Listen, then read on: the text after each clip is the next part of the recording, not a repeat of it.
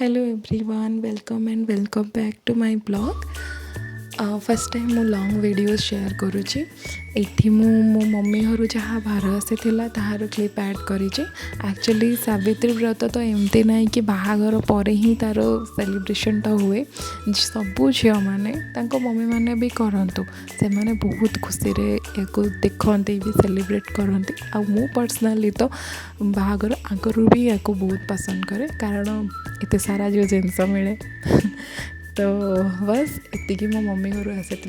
मु अलता लगे मेहंदी लगे तो मेहंदी तो मुझे पूरा भलसे केबे लगे पारेनी किंतु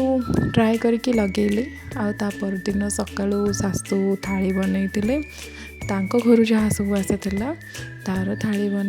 रखी सजेकी बाकी ये आम काटिकी नबार पूजापाई तो तापर फूल जहाँ सब फूल थिला तापाई आम माला बनाऊले मो सासू तापर आम रेडी हो जाइलु सब दी जन जाक सासू बहु रेडी होगी पूजापाई बाहरी जाइलु तापर मो झील टे दुष्टामी करूला से पूजा जगह को जाइकी एक्चुअली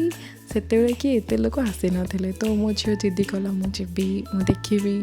तो ताको नहीं जाइलु बस से दुष्ट होता माने